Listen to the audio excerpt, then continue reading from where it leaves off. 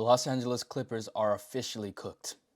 And in this video, I'm going to detail exactly how much and to what degree they are cooked. For those living under a rock, essentially what happened was Kawhi Leonard was allegedly paid under the table $28 million by the Los Angeles Clippers and Steve Ballmer by the way of a tree planting company, boiled down to its most basic level. Just 2 weeks ago, this company was snatched by the feds and the co-founders were alleged to defraud investors of over $250 million. Big scheme, big fraud, right? So I went through my grievances yesterday last night, I should say, as a Clippers fan. It takes a lot for a man like me to cry. It takes a lot for me to cry. It takes a lot for perspiration to escape these eye sockets. Everyone knows this is a big deal, but I don't feel like people know exactly how big a deal this is. You've heard people say that this is the biggest thing in the NBA to happen, the biggest scandal in the past 10 years. That is unequivocally correct. Now, how big is it? What exact penalties are going to be levied upon the Los Angeles Clippers? And is this going to shake up the landscape for the NBA? And most importantly, is this going to ruin the Los Angeles Clippers? So let's get into it.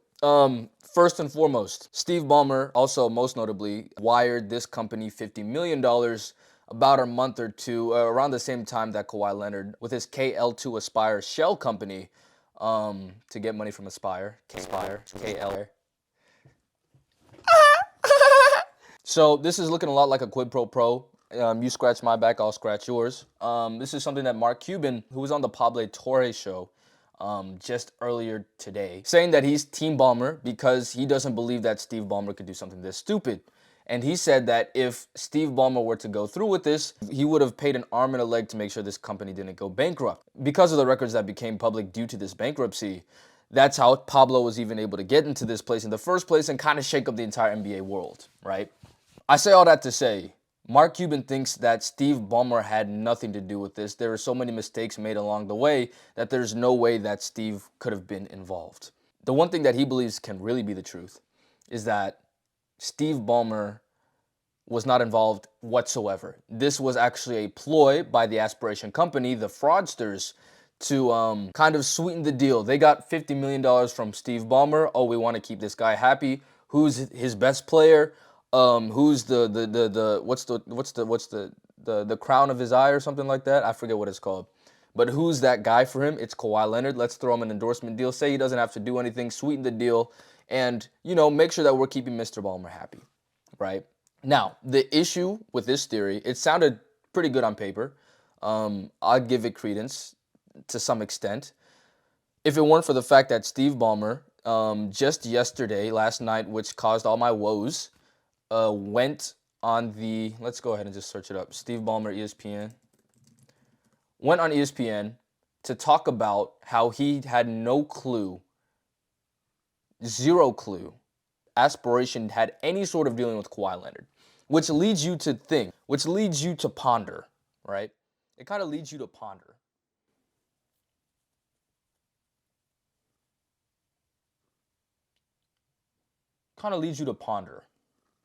Why would Aspiration pay Kawhi Leonard without Steve Ballmer knowing? It doesn't make any sense.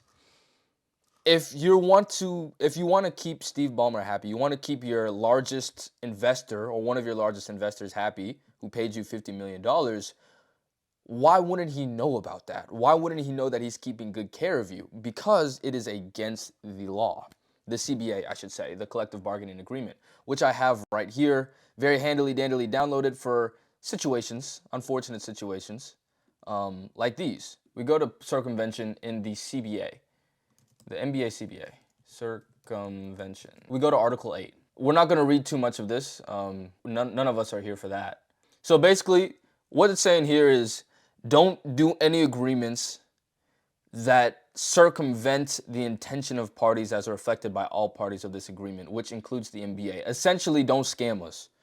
They're saying don't scam us here. They're saying, listen, we have rules, we have a salary cap, you pay people more than what they're owed, kind of under the table. This one's not saying under the table per se. You pay people, you don't pay, you don't do it. It's a big no-no, right? And the criteria for that is saying that you have a sponsor, a business partner, or a third party that pays to or agrees to pay compensation for basketball services, even if such compensation is ostensibly designated as being for non-basketball services, such as quote-unquote planting trees, or putting a few faves or retweets or whatever to a player under contract to the team, right?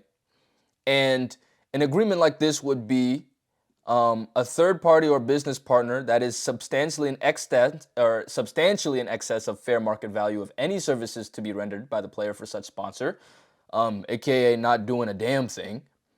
And two, the compensation of the player contract between the player and the team substantially below fair market value of such contract. Well, Kawhi got the max, but he also didn't get the max amount of years, or he didn't sign the contract that would make him the most amount of money, right? Based off of what we know already, right? Where Kawhi was getting paid, at the very least, he was getting paid substantially in excess of fair market value. That is a truth. And we know that for a fact. And there's no reason to explain it away. There hasn't been a good one given by Steve Ballmer, right? So we know that this is definitely in violation of Section 1, right? We look at Section 2 now, which is more specific and more damning, as we're going to see below, because this is going to eventually get us to what fines are, what the actual punishments that the NBA is going to levy upon the Los Angeles Clippers for this development. We have Section 2, no unauthorized agreements, saying that at no time there shall be no agreements or transactions of any kind, whether disclosed or undisclosed to the NBA, express or implied, oral or written, promises, undertakings, representations, commitments, inducements, assurances of intent, or understandings of any kind between a player or any person or entity controlled by, related to, or acting on authority of behalf of such player or any team or team affiliates concerning any future basically any new contracts or involving an investment or business opportunity to be furnished or made available by, to the benefit of the player or anyone acting on authority, which here would be our Uncle Dennis, right? So this first statement is saying, hey, if we find anything that's kind of fishy that doesn't line up, we're going to be able to penalize you. But this second one is saying, if we find any kind of evidence of you saying like, hey, Kawhi, if you sign for, 4 years instead of 5 or instead of 2, if you sign for this very team-friendly deal, we're going to give you $28 million extra through Aspiration. If there's any type of receipts, emails, texts, voice recordings, anything like that, that now falls under Section 2, which is much more heavily penalized. Now, it's very likely, Steve Ballmer's a very rich and a pretty smart guy, there wouldn't be any kind of documentation, most likely, right?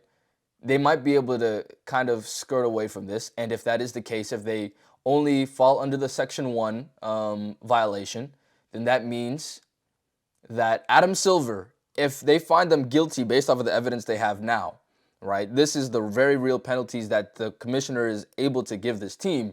He can impose a fine of up to $4.5 million on the team. If this is a second offense, he can do up to $5.5 million. Forfeit, he can take away 1 first-round draft pick.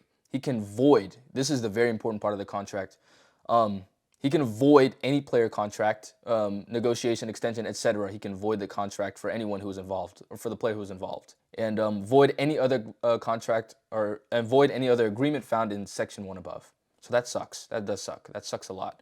And we're going to get into why that sucks in a second. But let's look at Section 2 and what's really the kicker here, right? So we have no unauthorized agreements. We've already looked. This is saying if we find any kind of evidence of you guys saying, hey, Kawhi, just sign for a few years, bro. Just sign for this very team-friendly deal, and we're gonna give you this $28 million through Aspiration. If they find anything like that, that's what this is about. If they find evidence. Now, like I said, they probably won't. But there's a clause in here that's almost surely going to indict them, right? A violation of Section 2A or 2B above may be proven by direct or circumstantial evidence, including but not limited to evidence that a player, contract, or any term or provision thereof cannot rationally be explained in the absence of conduct violative of Section 2A or 2B. So essentially what this is saying is, if there is a provision, if there is something that doesn't really quite add up, why would you sign for half your contract and then you have another deal that's worth your entire contract on the side or something like that? Or in Kawhi's case, why would you sign for only a certain amount of years for your team-friendly deal, then have this $28 million no-work contract on the side, right? How can this be explained? It says here that the NBA doesn't have to find any evidence of Ballmer saying, Kawhi, just sign the deal and we'll take care of you. There needs to be no evidence. Simply all that's necessary is 2 contracts, right? The most important one being the $28 million to do nothing, which makes no sense in a vacuum. But if the NBA can put 2 and 2 together, say Kawhi didn't take this 5-year extension, there must have been some reason, and now we look at the 28, arguably 48 extra million dollars he was given, the NBA can literally string together the two through circumstantial evidence, which we can see clearly delineated here. My bad, I'm in my nerd era right now, y'all. I'm sorry. Cannot be rationally explained without there being some under-the-table agreement. All they need is circumstantial evidence. So what does circumstantial evidence mean? Well, let's go ahead and look. Evidence that relies on inference to connect to the conclusion of fact, such as a fingerprint at the scene of the crime. And brother, there's quite a few fingerprints here, unfortunately. So knowing that, we take a look at the penalties for a Section 2 violation. $7.5 million fine on the NBA team. Direct the forfeiture of draft picks, meaning it's more than just one. And when both the player and the team are found to have committed such a violation, you void the player contract or any extension or etc. between the player and the team and impose a fine of up to $350,000 on the player and or prohibit any future player contract with such player in a team. Basically, if this goes through, this might be the end of Kawhi Leonard's time in the Los Angeles Clippers. Additionally, they'll suspend up to 1 year any team personnel found to have willfully engaged in such violation. That could mean the top brass, the GMs, the assistant GMs, the owner, of course, and anyone who has belonged with that. That really sucks. You can void any transaction or agreement that was found to violate the Section 2 or above, and direct the disgorgement by the player or anything of value received in connection with such transaction or agreement. So Kawhi Leonard has already been paid $21 million. You would have to pay that $21 million back to someone. I don't know who. Unless the player is able to establish by preponderance of the evidence that he was unaware of the violation. So he might actually get to keep his money. I take that back. Yeah, it's a really big deal. So obviously the biggest thing here is that Kawhi Leonard could literally be forcibly ejected from the Los Angeles Clippers. And it really sucks as a Clippers fan, by the way, for this to kind of be the end of our experiments, right? We kept coming up with different iterations every year. Kawhi and Paul George, we almost worked out, then just combusted in the bubble in 2021 too. We bring in James, we bring in Russ. It looks like, it's the unction. We might turn up a little bit, not quite there. This past year, we have Zubats and Norman Powell be candidates for most improved. The team vibes are immaculate. I made an entire video on it. I thought we could make it to the finals. I still think that team could have made it to the finals. If Russell Westbrook and Aaron Gordon didn't exist, I truly think we would have made it we could have had a real shot at the NBA Finals. We go from that to now upgrading at the shooting guard position with Bradley Beal, upgrading at the upgrading at the power forward position with John Collins, someone we've never had. We've never had a good forward for the entire PG Kawhi run. James Harden's clicking. Kawhi might be the healthiest he's ever been. Who knows? Knock on wood, of course. But it seems like we'd kind of figured it out, right? Sign Chris Paul. This team is really deep. Chris Dunn really blossomed as a all-defensive candidate. I don't think he was on the all-defensive team, but he certainly deserved a spot. Jeff Van Gundy was doing his thing as the assistant coach. I'm just yammering. I really thought this team had a chance. This team, I thought, had the best chance out of any Clippers team for the past few years to make it to the NBA Finals. And then we're hit with this, where Kawhi Leonard might get cut forcibly from the team. So Steve Ballmer here was talking about do the right thing. Published a report that the Clippers circumvented the NBA salary cap because Kawhi Leonard had a no-show contract with a company that Clippers owned. Really appreciate you giving me a chance. I look forward to it.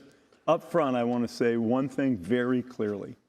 We, the Clippers, have abided by the salary cap circumvention rules because that's the right thing to do. And we have done that.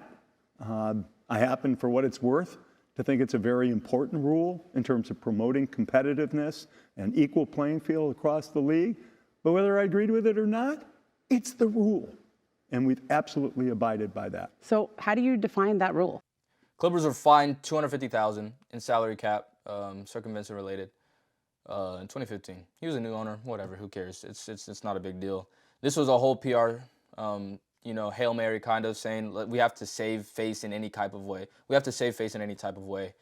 kind of backfired. Uninspiring, unconvincing, and flat out depressing, to be honest, what he was saying here. But yeah, the NBA hires a law firm to investigate Kawhi Leonard. And like I said before, if Kawhi Leonard is cut from the team, let's look at his contract, right? He signed a 3-year, $150 million contract. We had him on the books for 2 more seasons before he becomes an unrestricted free agent. Arguably what happens here, if they do decide the independent arbitrator, who's already been the law firm that's exacted penalties on Robert Sarver of the Phoenix Suns, as well as, I'm forgetting the other one. I'm really forgetting. I think it was Donald Sterling. Correct me if I'm wrong. But what's going to happen here, if this contract is granted null, then Kawhi is cut from the Los Angeles Clippers. His contract is null and void, and he can never sign again. So that means he gets to sign wherever else in the NBA, probably not for a max salary because of the way the salary cap works. But think about it. This might be a huge deal. Like, you might have one of the best players in the NBA. You're welcome, guys. One of the best players in the NBA. One of the best players in the NBA up for auction. Whoever has the most cap wins or whoever has their mid-level wins. I don't know how it works really, but it's a possibility that Kawhi Leonard could play for another team this season. $7.5 million in fines is probably the most that Steve Ballmer will get fined, but we have to think about it. The NBA has its Board of Governors meeting. The NBA owners are going to meet together very soon, next week. The NBA will be pissed about this. If it's true, the punishment will be worse than what happened with Minnesota and Joe Smith. That is going to happen for sure. Definitely, right? But the thing is, Steve Ballmer is the richest owner in the NBA by far. A lot of these guys have huge egos, right? A lot of these owners have very huge egos. They probably already are not excited about the fact that that they have one guy who trumps over them significantly, and seeing him skirt the rules like he did, allegedly, and maybe he did, we're going to see after the investigation goes through. The owners at this meeting, the Board of Governors meeting, are going to press the living hell out of Adam Silver, demanding justice, demanding furious and swift and exact justice, to the point where I think that the NBA could arguably exercise more clauses in the CBA beyond what's clearly delineated, and flat out say that the Clippers are trying to ruin the league, is in conduct detrimental to the NBA, and fine them even more. Because this is Steve Ballmer we're talking about, man. So, long story short, the Clippers are absolutely cooked. There's nothing good that is going to come from the situation. Kawhi Leonard, their best player ever in franchise history, is going to get cut from the team most likely. They're going to have a starting lineup of Chris Paul, maybe Chris Dunn, Chris Paul or Chris Dunn, James Harden, Bradley Beal at the 3 guard, John Collins and Ivica Zubac, man, and we're supposed to just be happy with that and smile, man. Steve Ballmer's going to be out. Ty Lue might be out. Lawrence Frank might be out. The assistant GMs might be out. The half of the front office might be gutted. And you know what it is, man? It is what it is. Just another day of being a Clippers fan. I'm going to see you guys later.